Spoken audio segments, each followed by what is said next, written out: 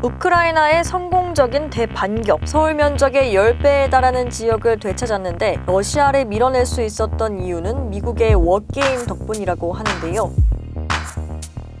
우크라이나의 기세가 파죽지세입니다. 12일 젤렌스키 대통령은 6,000제곱킬로미터 이상의 지역을 해방시켰다고 발표했는데요. 전날 탈환했다고 밝힌 영토 면적이 3,000제곱킬로미터였으니 하루 사이에 탈환 영토가 2배나 불어난 겁니다. 이렇게 성공적으로 반격할 수 있었던 이유는 무엇일까요? 사실 우크라이나의 원래 반격 계획은 남부의 한 지역만을 겨냥해 대대적으로 반격하는 것이었습니다. 이 계획은 젤렌스키의 독자적인 지시로 진행되고 있었고 우크라이나 내부에서는 이 반격 작전이 큰 희생이 필요할 뿐 아니라 실패 가능성도 높다고 우려를 하고 있었는데요. 결국 우크라이나는 미국의 군사정보기관과 협력해 구체적인 작전 계획을 설명하고 조언을 구하게 됩니다. 이 과정에서 미국은 우크라이나의 작전을 워게임을 통해 검증하게 됩니다. 이때 워게임이란 전쟁 시뮬레이션 프로그램을 말합니다. 하지만 여전히 워게임을 통한 작전 결과는 실패 가능성이 높은 것으로 나오는 상황. 미국은 러시아군이 북동부 지역 병력 보강 작업에 어려움을 겪고 있다는 정보를 입수했고 상대적으로 성공 가능성이 높은 방안들을 계속해서 우크라이나에 전달하기 시작합니다. 이에 우크라이나가 원래 한 곳에 집중 반격하는 계획을 변경해 남부 헤르손과 북동부 하르키우 인근 두 군데를 나눠 공격하기로 결정합니다. 미국은 다시 한번 워게임을 통해 우크라이나의 새로운 작전을 검증했고 성공 확률이 높은 것으로 나타난 상황. 그리고 워게임을 통해 작전 성공을 위해서는 무엇보다 무기가 더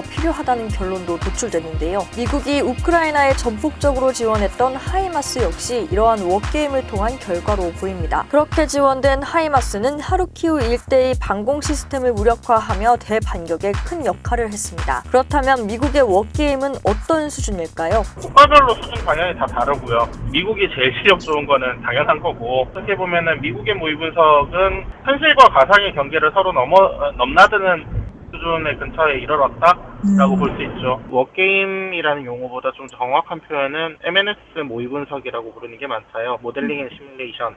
분석용 모델이라고 부르는 모델이 있고요. 그리고 훈련용 모델이라고 부르는 게 있어요. 분석 모델 같은 경우에는 내가 어떤 전장을 구성을 할 건데 이 전장에서 내가 어떻게 작전을 해야 되고 작전 계획 같은 걸 가지고 있을 거 아니에요. 이런 것들을 검증을 할 때 쓰는 게 분석용 모델들이에요. 아마도 분석용 모델을 써서 우크라이나군이 세우고 있는 작전 계획 같은 것들을 검증하는 지원은 충분히 해줄 수 있었을 거고 이번에 진행됐던 우크라이나의 작전처럼 굉장히 광범위한 영역의 작전들은 약간 좀 큰 개념의 전체적인 흐름을 보기 위한 수준의 분석용 모델들을 많이 써야 됩니다. 적군의 병력을 정확하게 알아야 그건 당연한 거예요.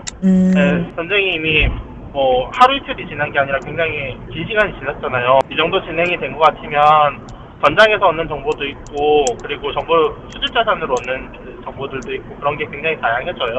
네.